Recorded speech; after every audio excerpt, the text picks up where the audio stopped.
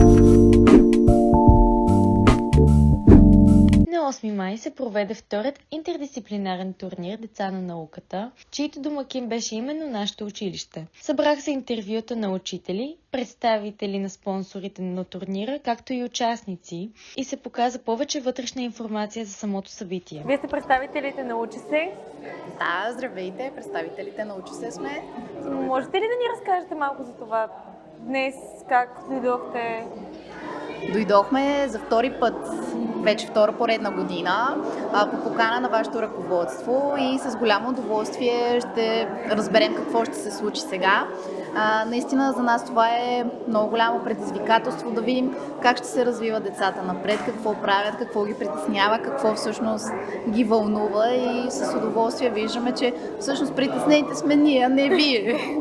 И пожелаваме успех на всички. Прави впечатление както тази година, така и миналата. Самата атмосфера и това днес на колко свободно се държат и усмихнати са всички, изглежда страхотно. Предполагам, вие сте свикнали да работите с учители, с ученици. Да. Дали ще е посредством онлайн платформата, дали ще е наживо? Работим. Има ли нещо, което, да кажем, можете да си вземете от това, което виждате тук? Всичко, което се прави като труд, има смисъл. Това си взимам на нас, защото когато, примерно, онлайн платформа е малко по-отдалечена всъщност от потребителите на ресурса, на продукта, но така, когато идваме в вашето училище, виждаме, че всичко си струва и че има смисъл. Абсолютно. За мен вдъхновение мисля, че е основната дума, защото, както и Илана каза, когато сме в офиса и вършим задачите, работим си, ние сме с наши колеги, не сме сред вас, сред ученици и учители. На такива събития виждаме точно, припомняме си защо го правим. Другата страна, да. Добре, изключително много ви благодаря. Ние ви благодарим, успех с всичко, което правите. Страхотни сте. Казвам се Мария Карабельова и съм изпълнителен директор на издателство "Просвета", едно от най-големите издателства на учебници и учебни помагала. Вие, предполагам, свикнали сте да работите с ученици и учители, обаче по-скоро не пряко. Много учители са част от нашите авторски екипи. Те създават учебниците и помагалата, защото те най-добре знаят от какво имат нужда учениците. Те работят с тях и ни помагат да създадем такова съдържание, което да е подходящо за децата, за съответната възраст, съответния клас, по съответния предмет, така че работим интензивно с учители. Развихме и няколко инициативи с ученици. Една от тях е свързана с това ученици да представят уроци, които след одобрение от нашите колеги-редактори качваме в нашата образователна платформа "Просвета". Да. На такива мероприятия като това, има ли нещо, което вие можете да си вземете? Дали лично, дали за Просвета? Ние с удоволствие подкрепяме подобни инициативи. Първо, защото наистина науката и природните науки и математиката са много важни в съвременния свят. Второ, когато участват ученици, за нас това е изключително силен стимул, защото това показва, че те притежават двете най-важни умения на бъдещето, а това са умението да задаваш въпроси и умението да не се страхуваш да експериментираш. Така че тази инициатива "Деца на науката" всъщност е една чудесна инициатива, в която учениците са активни, инициативни, експериментират, творят, мислят и това трябва да прави всяко едно училище, не само през подобни инициативи, през подобни състезания, а в целия учебен процес. Много ви благодаря. Казвам се Владимир Колев, управител на издателство "Клет България" и председател на управителния съвет на Асоциацията на Кембридж училища в България, който 32-ро също член на управителния съвет и дългогодишен член на сдружението. Предполагам, и вие, както питах и колегите ви, сте свикнали да работите с ученици и учители, свикнали сте с кореспонденцията, но по-скоро не пряко. Всъщност аз поддържам и много пряка конкуренция и много обичам да ходя в училищата, за да не стоя само в офиса си и да си мисля, че нещата, които виждам от него, са истинските. Напротив, да говоря с ученици като вас, учители, за да разбирам какви наистина са проблемите им, да им предлагаме решения. Какво може един човек да си вземе от мероприятие като това? контакти, вдъхновение и положителната енергия, която има в класната стая. Има ли нещо, което, да кажем, днес можете да си вземете от тук, да ви е направило по-силно впечатление? Ами, аз тук бях горе на третия етаж в новите сгради, които виждам как училището от голямо става още по-голямо, от хубаво става още по-хубаво, така че съм впечатлен за това, което госпожа Костова създава и всички вие, което правите. Много благодаря. Аз съм Христина. Аз съм Румен Костадинов. Аз съм Пресяна. Така и вие сте отбор. Откриватели. Как мина състезанието? Имате ли нещо да споделите? Първата част не беше много лесна, ама все пак написахме повече от половината. И втората ми ще поставихме по-добре, ама не знам, може да сме сгрешили. Явно не са ни достигнали точките. Има ли нещо, което можете да си вземете от тук като обратна връзка? Че никога не можеш да знаеш всичко и винаги можеш да надграждаш. Добре, момичета, вие искате ли нещо да допълните? Ами най-важното е, че дадохме всичко от себе си, пробвахме, видяхме, опитахме и според мен това е най-голямата обратна връзка, която можехме да получим. Ставите. Аз съм Мариела Паскалева от 41-во Свети Патриарх Евтимий. Добре, аз съм Камен Зарев от 41-во Патриарх Евтимий. И аз съм Димитър Николов от 41-во основно училище Свети Патриарх Евтимий. Вие сте отбор, не мога да Фюжън. Фюжън. Да. Добре, има ли нещо, което ви направи впечатление по време на състезанието? Как оценявате това, как сте се представили? Представянето, според мен за първи път сравнително добре. Като представяме нашето училище за първи път, аз съм доволна, че ние тримата заедно с госпожа Моравска успяхме да видим какво е да представим училището за първи път и да видим самата организация и да се пробваме. Да, аз смятам също, че е добре, че въобще имахме шанс да се присъединим към тази организация, за да може да се училището ни да бъде по някакъв начин да се изяви в нещо като цяло. Вие персонално от вашето представяне доволни ли сте? Има ли нещо, което не ви е харесало до там? Със сигурност можехме малко по-добре да се справим на математическата задача, но според мен пак добре сме се справили. На кръстословицата, после като коментирах с останалите участници, осъзнах, че има неща, които сме пропуснали, можехме да отговорим правилно, но пак мисля, че добре се справили. Смятам, че двете задачи щяхме да се справим по-добре, ако имахме може би повече време или си го бяхме организирали по-добре, за да можем да обмислим нещата по-правилно, да се синхронизираме един с друг. Но като цяло сте доволни, надявам се. Да. Пожелавам ви успех следващия път. Дали по-голям. Въпреки, благодаря. че това, че сте тук е достатъчно буквално. Все пак да искате да се представяте училището по такъв начин. Вие поемате някаква отговорност. Така е, да. За това много ви благодаря и пожелавам успех за напред. Благодаря. Моля първо да се представите. Аз съм Виктор Божидар от 137 училище. Аз съм Антонио Коратело от 137 училище. Аз съм Селин Чулакова от 137 училище. Добре, вие сте отбор. Не мога да го видя. Метален рой. Има ли нещо, което не ви е харесало от състезанието, вашето представяне? Задачата по математика ни беше трудно.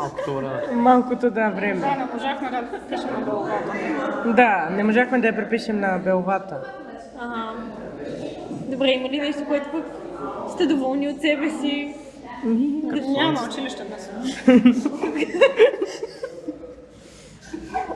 Кръстословицата. Кръстословицата ви хареса, не аз се говорих за цялостното представяне. Лично вие доволни ли сте? Всеки от себе си? Кой какво е показал? Да. Все пак да представяте училището си? Да. Това е достатъчно похвална отговорност, която Ние сме отбор Космо Трио. Участват Юлиан Илиев, Божидар Ненов и Християн Кръстев. Вие сте от кое училище сега?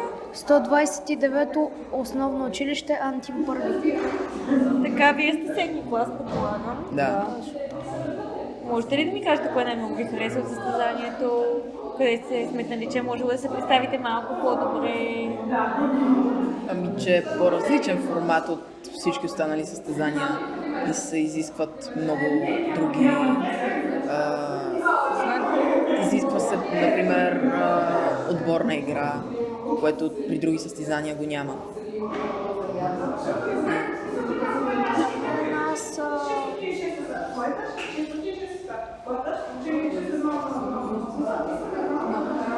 Нещо, което ти е харесало, нещо, което ти е направило впечатление, нещо, което не си свикнал до момента да се случва.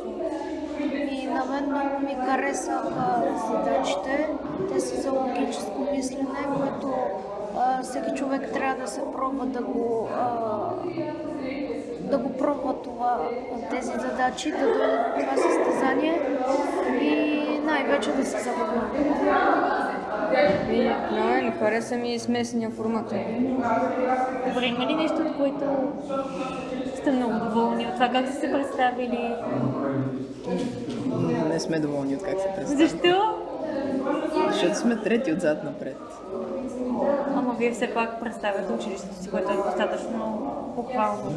Да, но винаги може по-добре. Винаги може по-добре, но сте имали други години. Да. Добре, момчета, няма да ви тормози повече. Успех ви пожелавам следващия път. Благодаря. Искате ли нещо за накрая да кажете? Не, добре. Здравейте, аз съм Лъчезар Христов и ние сме галактическите стопаджи от 53-то основно училище Николай Хрелков в квартал Горна баня. Аз съм Лилия. Аз съм Мартин Кузманов. Така, знаете ли откъде идва името ви по принцип? Да, има една книга "Пътеводител на галактическия стопаджия" и доколкото знам има и филм. Но не сте го гледали? Не. Добре, как се самооценявате представянето си преди малко? И 50 на 50. Ами, можехме да се справим по-добре, но заради една част, която беше паднала на земята, да се забавихме с 2 минути. Според мен можем да се справим и по-добре, но като цяло беше добре представянето. Има ли нещо, което, да кажем, си взехте поука, нещо не сте направили както трябва и да знаете за напред? Може би трябва да сме по-организирани. Да внимаваме с частите от легото, защото могат да падат на земята. Добре, като цяло доволни ли сте от себе си? Да. Можеше и по-добре, но да. Да, съм доволна от себе си. Добре, много ви благодаря. Ние сме отбор хлорофили от 51-во училище. Аз се казвам Яна, това е Мария, това е Никола, а това е нашата госпожа Цветелина Кирилова. Добре, как оценявате представянето си току-що?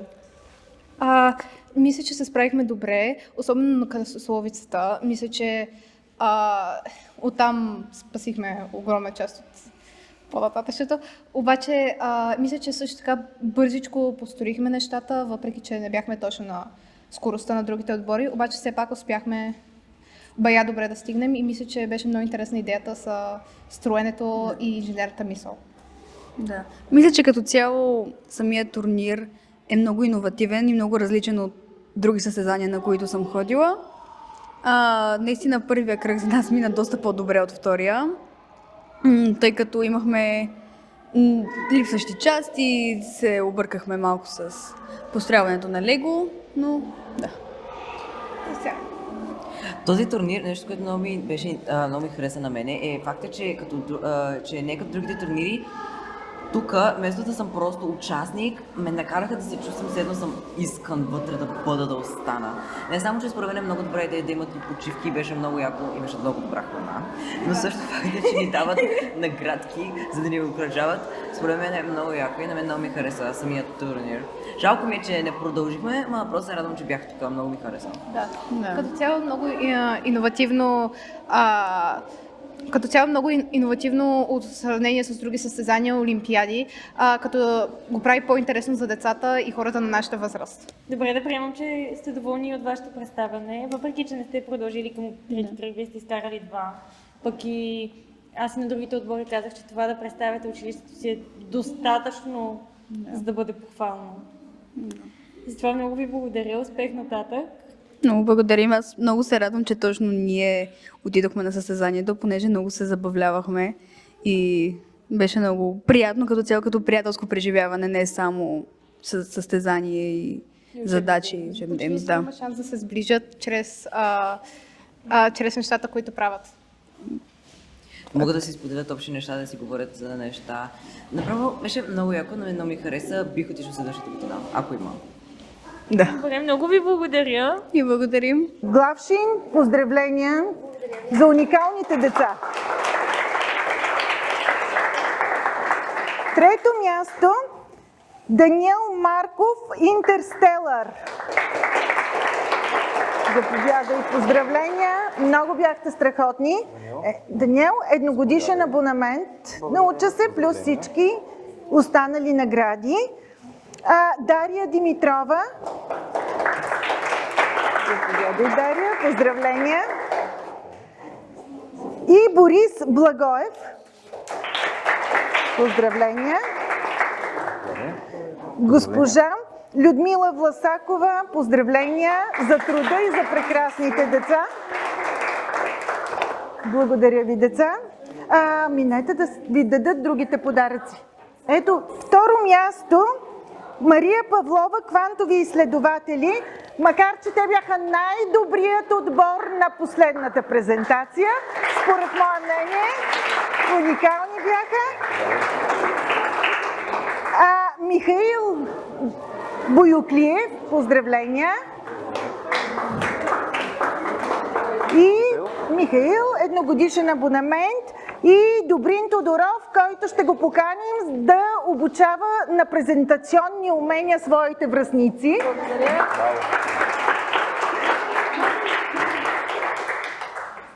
Специалният подарък и специалната награда на декана на факултета по химия и фармация е за вас. Мария Томова. Поздравления, госпожо Томова. Поздравления на госпожа Макавеева. Михаил Лозанов. Поздравления, Михаил. И Божидара Гложенска. Божидара, поздравления. И нашият ръководител Ева Радева. Ева, подпис и печат утре. Нямаме да. Благодаря на всички. Бяхте невероятни и надявам се да се видим, ако не в нашето училище, в другите ви училища, когато представяте тях по най-достоен начин. Успех, деца! Благодаря!